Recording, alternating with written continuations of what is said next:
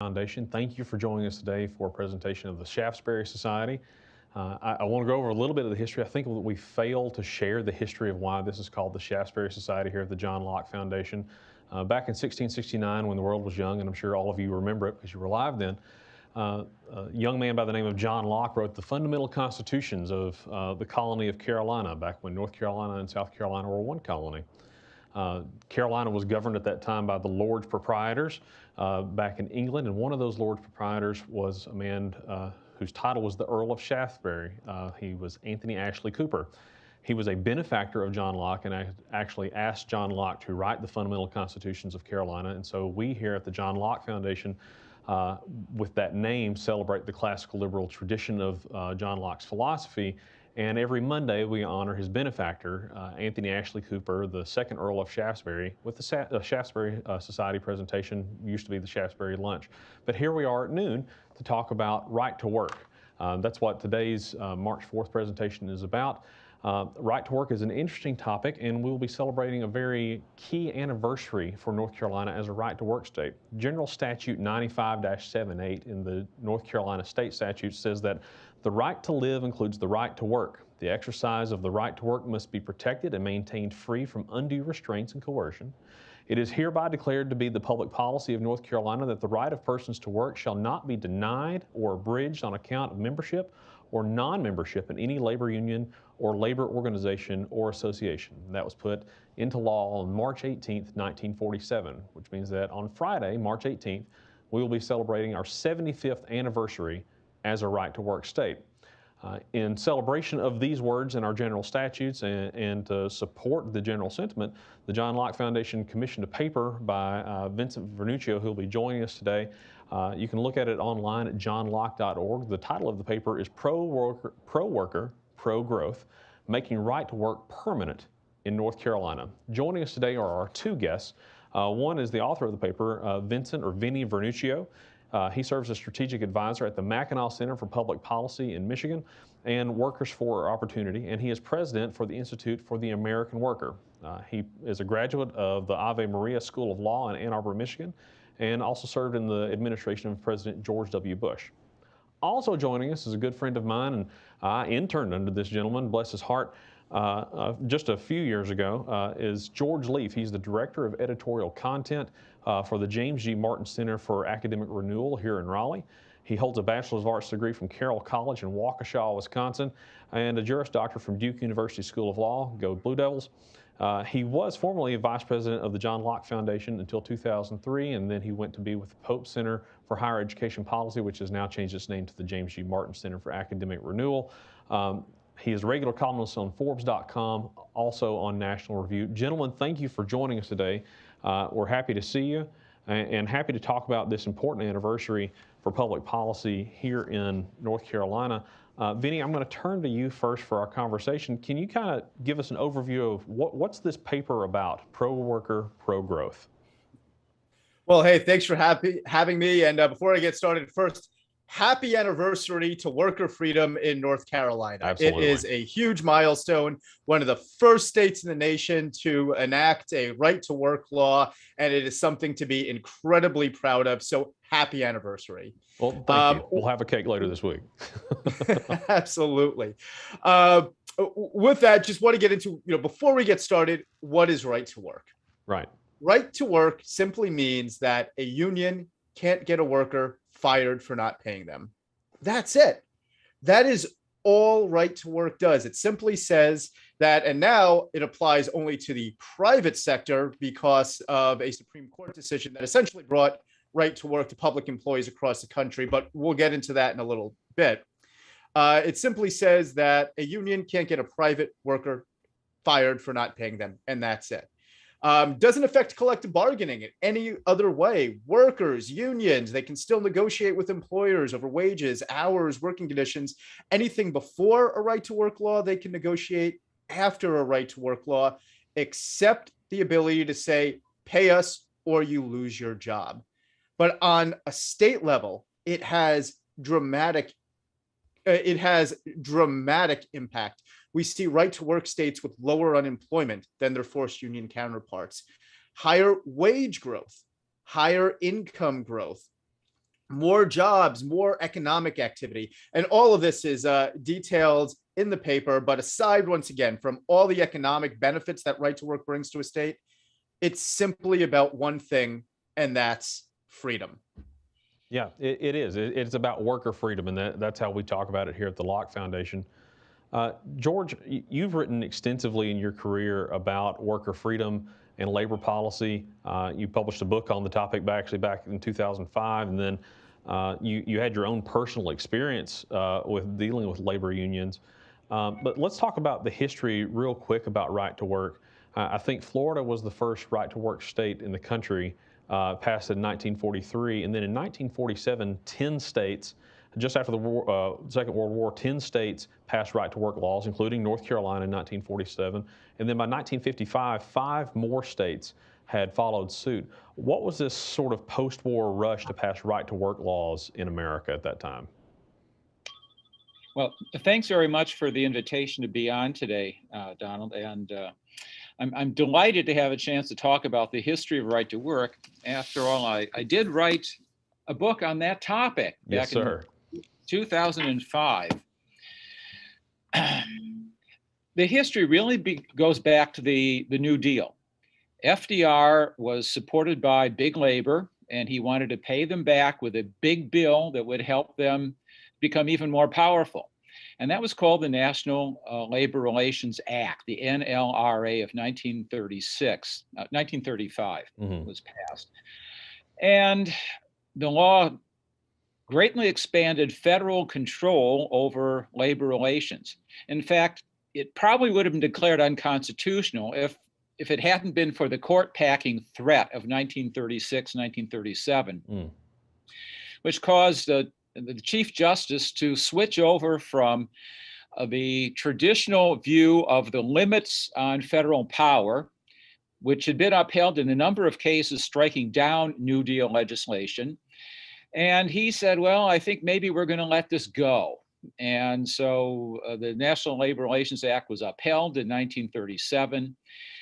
And that gave unions a huge boost because it federalized labor relations, which previously had always been a matter for state legislation, but it federalized labor relations, and it did so in a way that was extremely beneficial to big labor. All they had to do was win an election, get more than half of the number of workers to vote in favor of having union representation of a certain union, and no other union would be allowed, and workers would not be allowed to drop out of the union and negotiate on their own. Unions were cemented in place. All it took was one vote, and the unions had a monopoly on labor relations with that company. Now, there are many workers today who are in unions who have never had a chance to vote on whether they want to continue to be in that union or not. But once the union's been certified, it stays there indefinitely until decertification. And that's sometimes decertification does happen, and enough workers get really upset with what their union does and vote it out. But they make that a difficult political process as well. People can't just leave and say, well, I'm sick of this union, I don't want to pay them anymore. Right. Now, in right to work states, individuals can stop paying, but they can't leave the union. The union still remains their legal representation as long as they work there. Now, after the National Labor Relations Act was upheld, unions went crazy with strikes.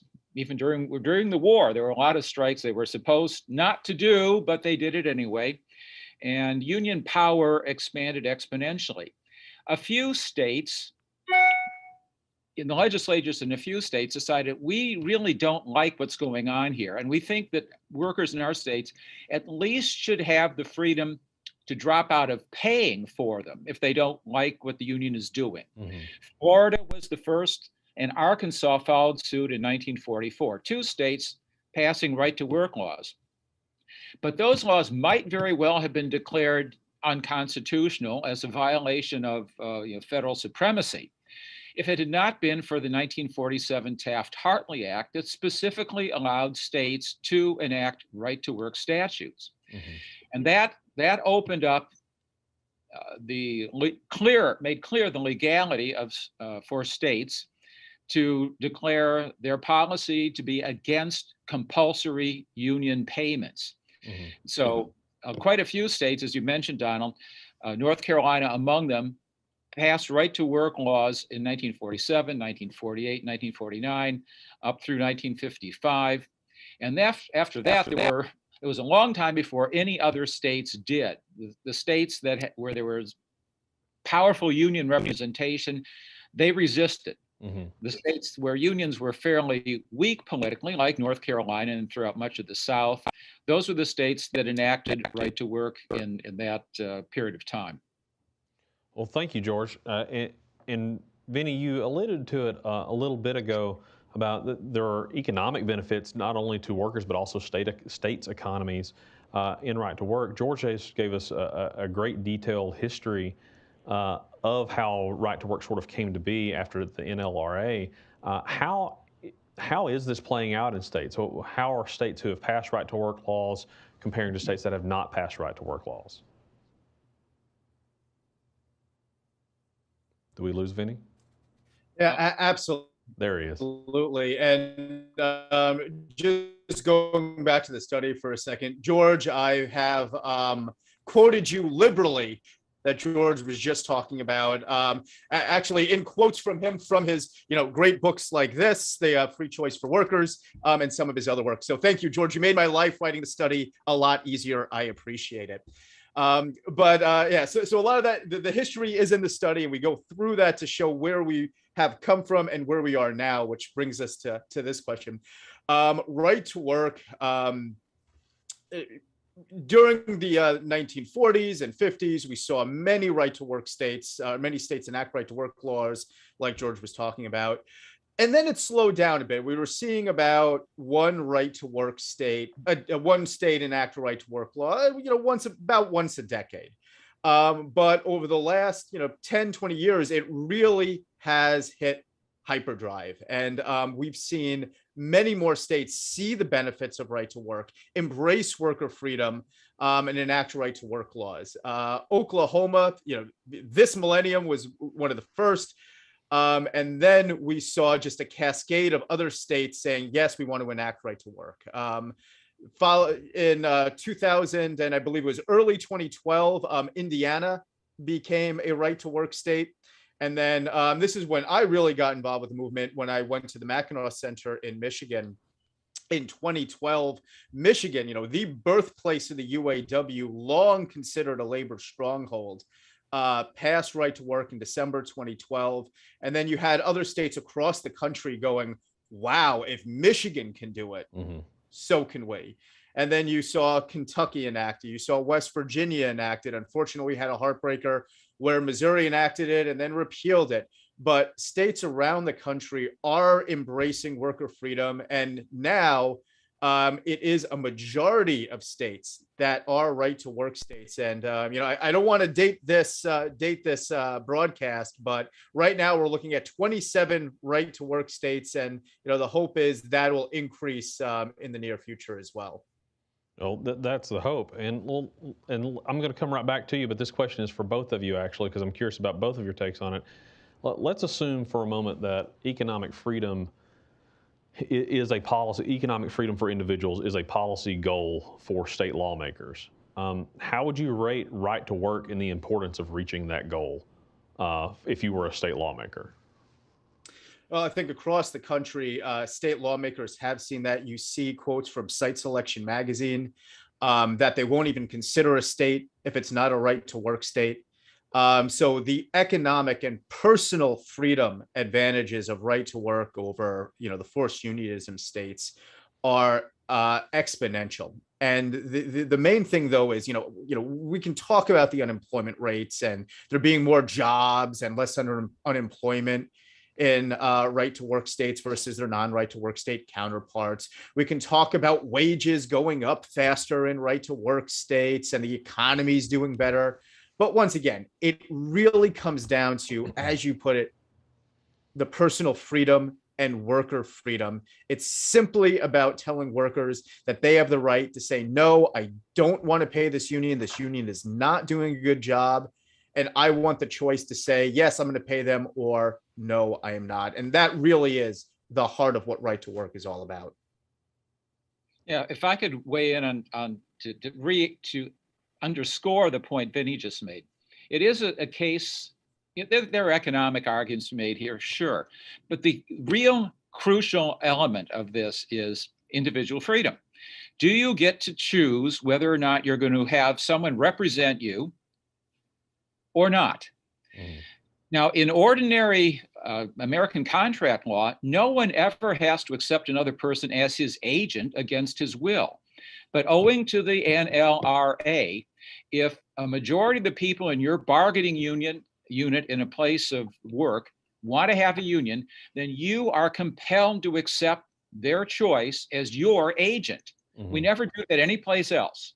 We don't insist on majority rule when it comes to other aspects of our lives. We let people decide if they want to have what church they want to go to. We don't have majority vote on say, oh, we're going to have this church represent everyone in this area. No, we leave that up to individual choice. It's only when it comes to unionization that we say, oh no, you have to accept the majority's decision on representation in your workplace. Now, allowing workers the freedom to drop out, I think, makes for more responsible unions.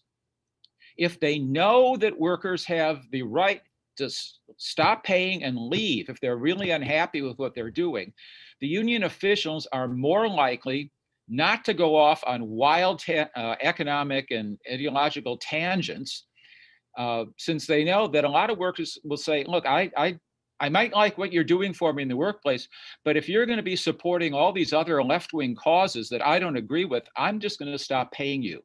Mm-hmm. That would be a very good thing. I think I've never seen any data on this, but I suspect it's true that unions are more responsible to their own members and more responsible when it comes to exercising their power to strike if they know that the workers can just leave of their own accord.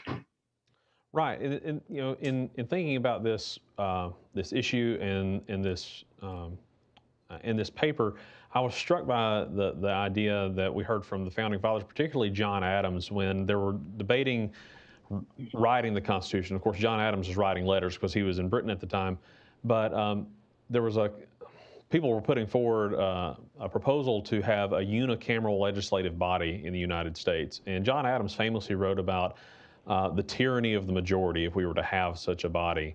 And I can't help but think of that when it comes to right to work, and because that's sort of how we treat, that's how labor unions are treated under the NLRA, is when they decide to have a certification vote, it is the tyranny of the majority of workers in that place. And if you're not in a right to work state, if you're in the minority and the majority decides to picket, you're just out of a job for however long the majority decides, right? Yes. I just, that's right. You know, it's funny how the left is very concerned about minority rights until it comes to a political organization. But that's just my opinion, maybe. But that once a union certifies, it leads to this sort of precarious situation where it is then the company's responsibility to hold an individual employee in line. In your paper, Vinny, you highlight a sample letter from the Communications Workers of America, easy for me to say, requesting a company fire a worker for not paying union dues. How did we reach a point in labor relations in the United States where union membership was a company or corporation's responsibility and not the union? It's down to the collective bargaining agreement. So just, piggybacking a little bit off of what George was talking about, that is the perfect example because, unions, they hate that description of right to work. No, what do you mean people get? It's all there in black and white in the study from that instruction from the union to say to their organizers on the ground or their union officials on the ground that in our collective bargaining agreement, and that's the contract between the union and the employer, that there is a clause in non-right to work states that says that, and this gets a little bit wonky here, so apologies to everybody listening, but that union payment of union dues or fees is a condition of employment. Mm-hmm. And that condition of employment, and that's what the employer has to agree to in most of these non-right to work union contracts, that condition of employment means you have to pay the union or else you lose your job. Now, notice that both George and I were talking about paying a union, not union membership. And this is another way where the unions come in and say, aha, I know you're talking about it wrong. Well, unions say, well, you don't have to be a member. The catch is, in a non-right to work state, you just have to pay them. You have to pay them union fees, which is pretty much almost the same, maybe 10, 20% less than full dues. But unfortunately, like what George was talking about, even in right to work states, where yes, you don't have to pay, you still have to accept that union representation, whether you want it or not. So this goes back to the question of, yes, even in right to work states, you have the ability to opt out of paying the union, but you're still stuck under the union contract. The union is still representing you. You're not able to go and negotiate, let's say, a merit pay raise. You're not able to actually negotiate higher wages or better vacation time or other terms and conditions outside the union contract, because the union has what's known as exclusive representation, which, just breaking that down, they essentially have a monopoly over representing all the workers at the workplace. Yeah. George, you have personal experience with this. How does what Finney's saying fit in with your personal experience? Well, I did have a little bit of personal experience with this. It goes way back to a strike at what was then my dad's company. My grandfather started this business way back in the 30s, and my dad was running it in 1977. It was an industrial laundry, and we had Teamster truck drivers. Teamster represented truck drivers. And in the summer of 1977, the union, after misrepresenting to the workers what the company was offering, there was a new business agent at this union, and he was eager to flex the muscles and show everyone that they meant business. Well, they called a strike. And that strike went on for 1 week.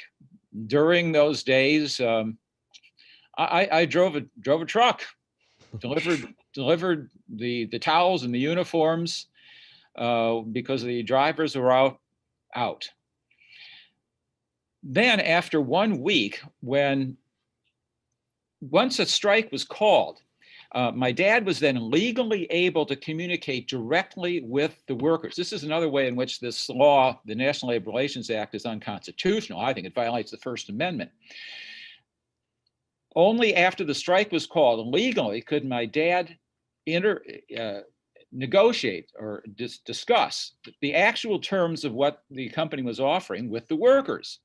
And once they found out that the union had misled them, the strike collapsed very rapidly, which I was happy about for two reasons, because I didn't like all the work I was putting in driving the truck around Milwaukee, and also because it meant that we could get the company going again and stop with the loss of business that usually accompanies a strike, the strife, loss of business, and so forth.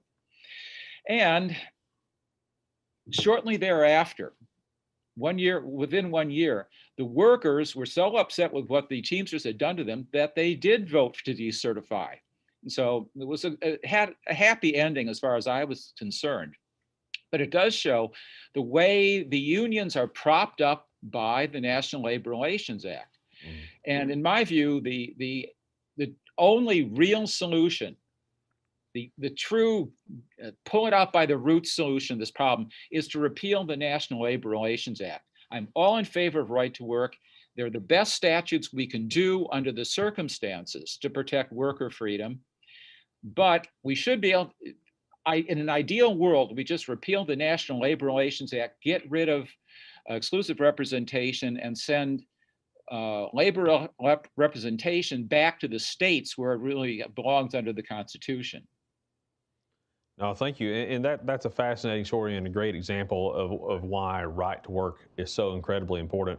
If you're just joining us, we're continuing to discuss a new paper by Vincent Fernuccio for the John Locke Foundation. You can find it online at johnlocke.org. The name of the paper is Pro Worker, Pro Growth, Making Right to Work Permanent in North Carolina. As this week we celebrate the 75th anniversary of right to work as a law here in North Carolina. According to the Federal Department of Labor, among the 50 states, Hawaii and New York continue to have the highest union membership rates at 22.4% and 22.2% respectively, while South Carolina, North Carolina continue to have the lowest, 1.7% in South Carolina, 2.6% in North Carolina, which this talks about union membership, which leads me to the question: is right to work an anti-union policy, or is it an anti-coercion policy, or is it both?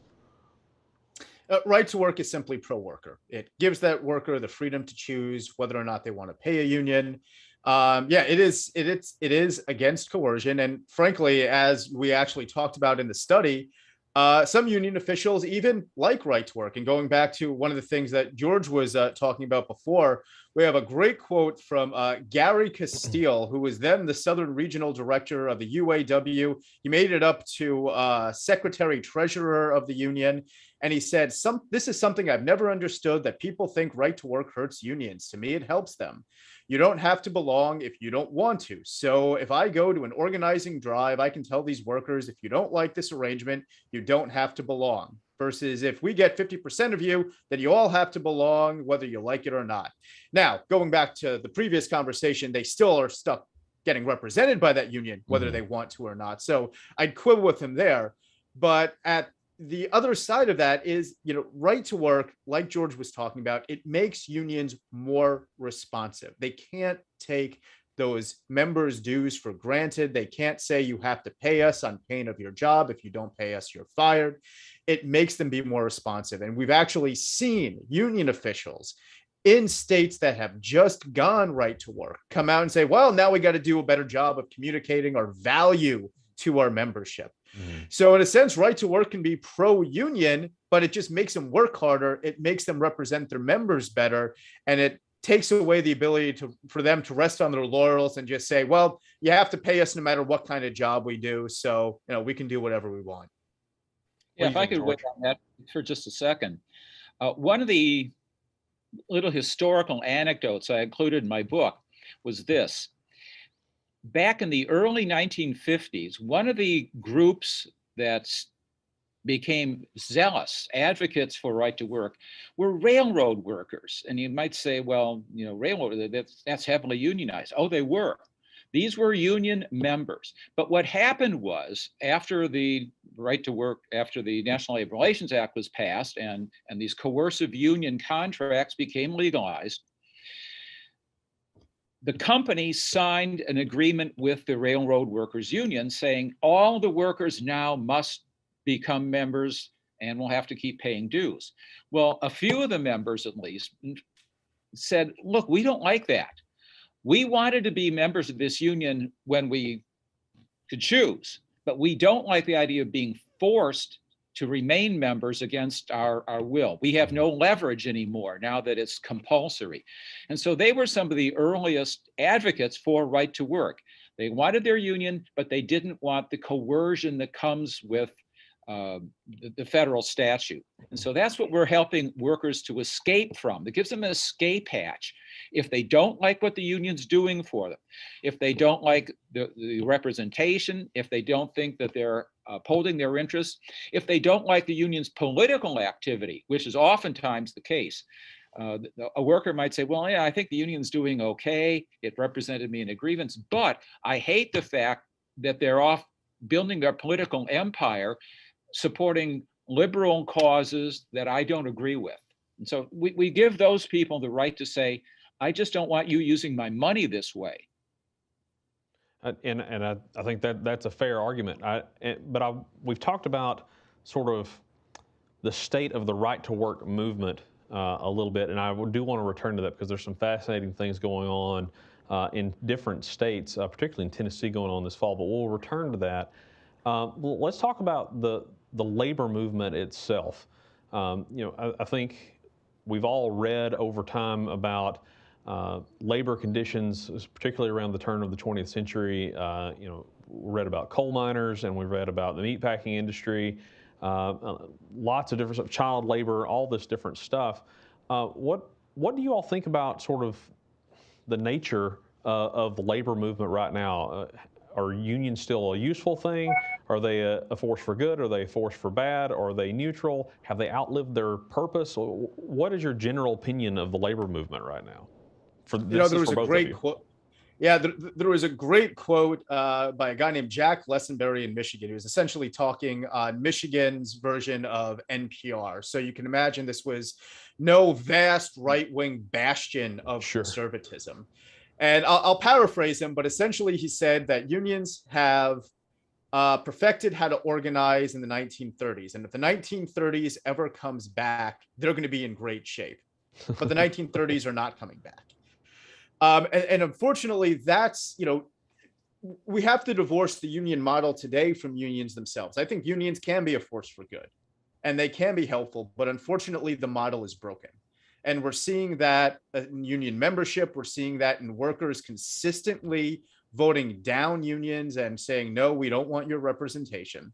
It's because unions have this industrial revolution, one size fits all mentality of, like George was talking about with exclusive representation, we want a monopoly. We want to represent all workers. We want one contract that is down to minutia detail, telling you when you have to work, what your pay is going to be, and you can't do anything outside of that. Now, it's not universally true. You have entertainment unions, you have sports unions, some guilds that don't do that. But for the most part, it's that one size fits all collective bargaining agreement that is rooted in the model of the 1930s. Now, I would argue if unions rejected that, if they went outside the NLRA, like George is talking about, and did voluntary representation where workers could choose to have the union represent them or not, where employers could choose whether to negotiate or not, they could do a lot better. But what they have to do is they have to get rid of the government granted training wheels that are encapsulated in the NLRA with exclusive representation that gives them that monopoly. And if they get away from that, I think they can not just survive, they can thrive, they can expand by becoming professional service organizations, but they have to get away from, the mandates and the compulsion encapsulated in the NLRA, as George was talking about. Yeah, if I could weigh in on that same point, Vinny's right. The unions are stuck back in the 1930s and 1940s. What they don't seem to want to do is engage in competition to find new and better ways of representing the interests of workers. Now, Americans like to have representatives on some things. They don't like representatives on other things. What they should be free to do is decide, I would like a representative to work for my interests with regard to my employment. But then they should be free to shop around, just like we shop around for all kinds of other services. Now, you can't do that currently under the National Labor Relations Act. It's once a union has been voted in, it is that union, only that union. Workers can't try to go with another union. They can't just say, no, I'm going to represent myself. All the freedom that American consumers take for granted in all other aspects is taken away from them when it comes to unions. So I completely agree that unions could become a force for good, but they won't become so unless they have to find ways to satisfy consumers at an individual level, to contract with them for representation, as opposed to their political model of, once we get a majority, we're locked in and we can represent everyone whether they want us or not. That is old fashioned. That's got to go away. Right to work helps a little bit in allowing workers to say, no, I'm not going to pay my dues. But what we need to really do is pull this noxious plant out by the roots and allow for free choice when it comes to worker representation. That means repealing the Right to Work National Labor Relations Act. We don't even need right to work if we would do that. Fair enough, and I do want to come back to that last point, George. It seems, I think that some people would argue that right to work and the advancement of right to work among the 50 states is leading to a decline overall in union membership, and I think that's probably somewhat true. According to the Bureau of Labor Statistics, union membership nationally saw a decline They lost something like 241,000 members nationally, down to 14 million. That rate went from 10.3% of all workers in the United States in 2019, down to 10.1% in 2020. In 1983, the percent was 20.1% of all workers. So we've clearly seen a very gradual but very distinct decline in union membership. What do you think, Vinny? Does that have to do with right to work, or does that have to do with how workers are perceiving unions now? I think at the end of the day, it's how workers are perceiving unions. It's the union business model. It's the one size fits all monopoly style contracts where unions, unfortunately, they haven't learned their lesson. And especially what they're focused on politics and one sided politics, they're actually doubling down on that. And you see that with legislation like the Protect the Right to Organize Act that we're seeing in Congress. Thankfully, that is pretty much stalled out. But we're seeing the Biden administration via regulation and administrative rules and NLRB decisions trying to enact a lot of that administratively. But for the most part, it's the union business model that's broken. It's workers that, despite if they're in a right to work state or a non-right to work state, are saying, this just doesn't work for me. I'm an individual. I want to be rewarded for how hard I work. It's independent contractors that are working for themselves, where unions are saying, no, we want to make you employees so we can organize you. So it really is just the old vision of what work was in this country around the Industrial Revolution to the future of work and what it is in an educated workforce that is much more now saying, no, I want to be treated as an individual, or I want to be an entrepreneur and I want to work for myself. So it really is that clash and that evolution of where work is going, where I think workers just aren't responding to the union business model. If I could comment briefly. Sure. Vinny's right. The union leadership is stuck in this old-fashioned model of, let's use political clout to get what we want. A good example of that, California, Assembly Bill 5, the famous or infamous bill that required workers who were in the so-called gig economy, independent contractors, Uber drivers, and many, many other small independent workers said, well, you can't be independent worker anymore. You're going to have to become unionized. At least the hope was that these workers, if they lost their independent contractor status, they would have to join up with the unions, and the unions would get lots more members. Well, it didn't work out that way. The unions didn't get more members, but a lot of workers were kicked off of their jobs that they liked. They didn't see any need to join unions. They didn't want to join unions. The unions just killed off a whole lot of jobs for innocent people who were doing pretty well. And that's emblematic of the kind of mentality that union leaders are stuck with. We've got to use our political clout and coerce workers into our ranks, as opposed to saying, let's try to entice them in by showing them that we can do things for them that are worth what it costs to them for our services. That's right. And on i4aw.org, the Institute for the American Workers website, we actually have an entire page of stories dedicated to people that were harmed by that AB5 legislation. And just going back to that for a second, I mean, that bill was so bad that even the bill sponsor, who, by the way, now has left the legislature and has a very cushy union job, but we'll leave that to aside for a second. Even she said that it went too far, that it was poorly worded, and she actually introduced a fix bill to pare down who that bill affected. But even that wasn't enough, and voters actually passed a proposition out there to further water down the bill. Unfortunately, that's held up in court right now, but that's another story. But yes, it is that the union business model is broken, and they're just trying to double down on the old failed policies and models of the past. Well, let's talk about voters for a little bit. In North Carolina, if we were to amend the state constitution, it would have to pass 3/5 of each chamber of the General Assembly, and then it would go to a vote in a regular election by the voters of North Carolina. Vinny, I believe you said 27 states, a majority of states at this point, have right to work laws. And at this point, I think 9 states have right to work in their state constitutions. North Carolina is not one of those states. This fall, Tennessee voters, a neighboring state, will consider putting right to work in their state constitution. What would each of you think about a similar amendment from North Carolina's constitution?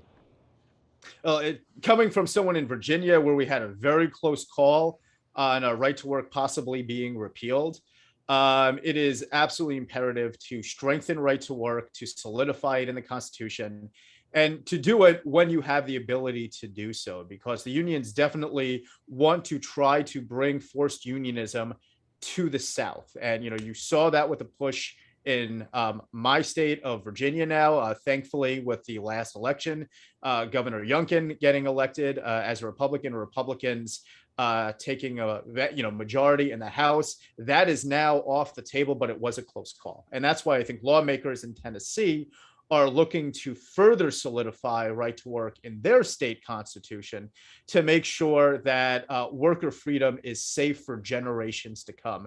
And frankly, North Carolina lawmakers could probably take a good lesson from their neighbors over there in Tennessee. What do you think, George? I'm of two minds about this. I thought you might be. On the one hand, I would like to see North Carolina solidify right to work permanently. Mm-hmm. On the other hand, I'm not sure that this is a way, I'm not sure this is tactically the best way to go about it. North Carolina has never had a challenge ever since 1947. The unions and the left have left right to work alone in North Carolina. Now, if it gets put on the ballot, I think we can be pretty sure that the unions will spend a vast amount of money and resort to a tremendous PR campaign of disinformation trying to defeat the constitutional amendment. It might be better to leave the sleeping dog lie rather than invite that battle. We've seen in the past that unions, they're not very good at representing their workers and keeping them happy, but they are good at politics. So I'm not sure that this is tactically the way to go. That's my mild dissent. No, that's all right. Well, I would semi-echo the mild dissent in saying that if it does go on the ballot, you want to win. So you have to have a good ballot committee. You have to make sure that you're looking at it for the long haul and you're not just saying, hey, let's just throw it up and see what happens. In Virginia, admittedly, they learned the hard way not to do that. There was an attempt several years back to amend Virginia's constitution. It was not run as well as it could have been, and the amendment went down in flames. So I think they've learned that lesson in Tennessee. That's why you see the governor very much behind the effort and them doing a full court press to make sure that the bill or the constitutional amendment does pass there.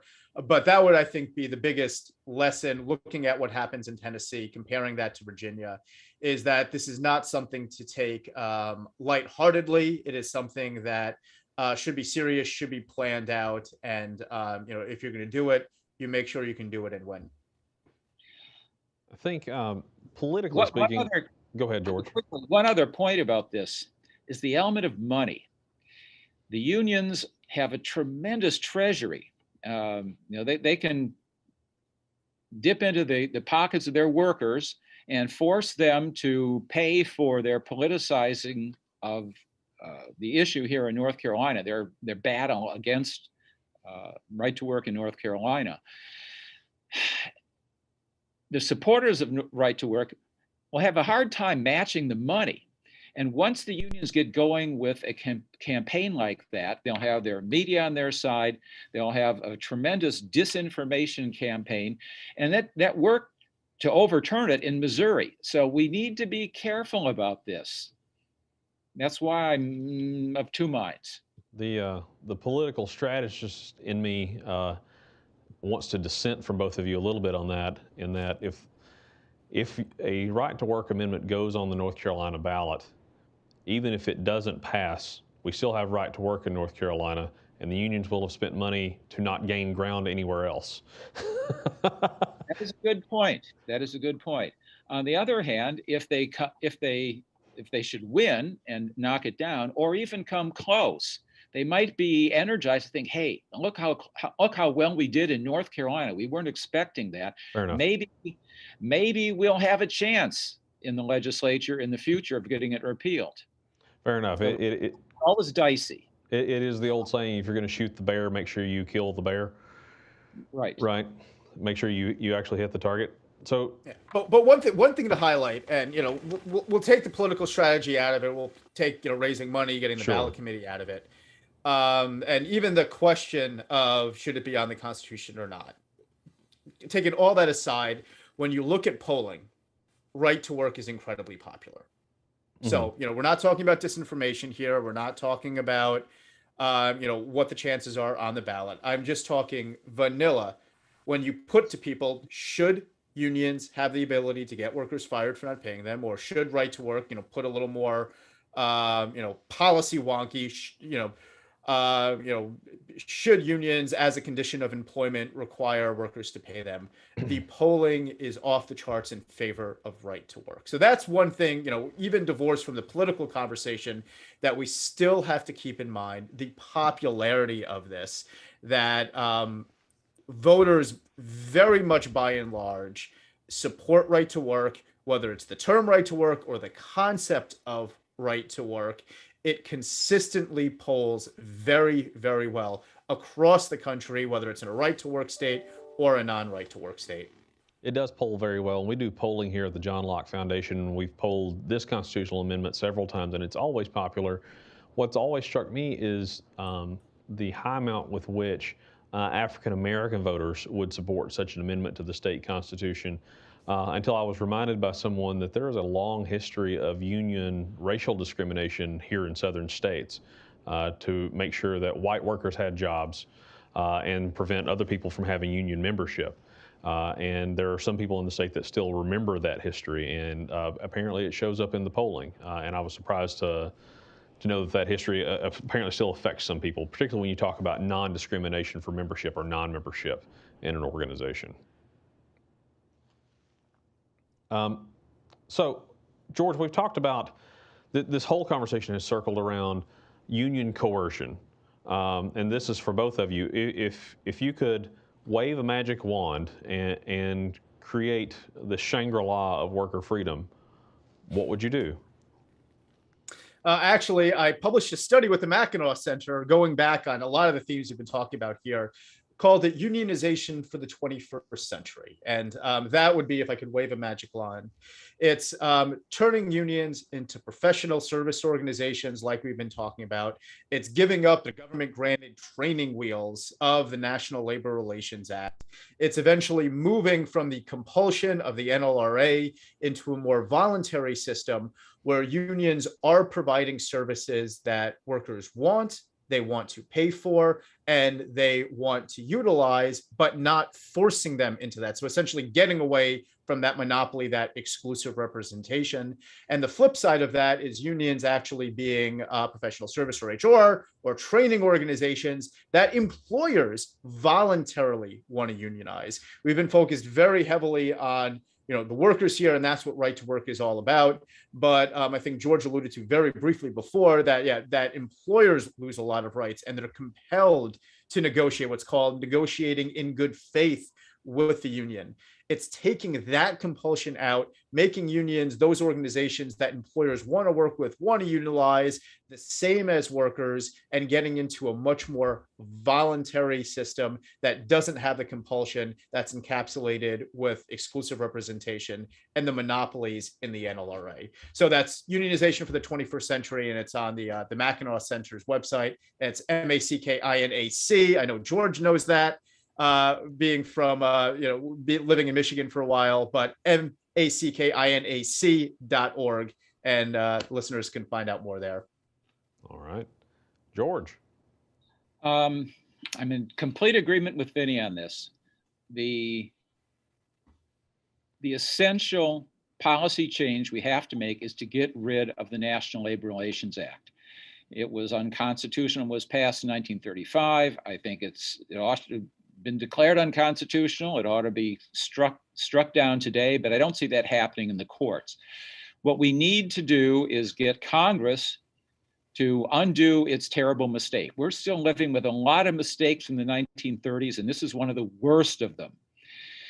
Repeal the National Labor Relations Act, and then the states can make up their own minds on what labor policy they want to have, which is under federalism the way it should be.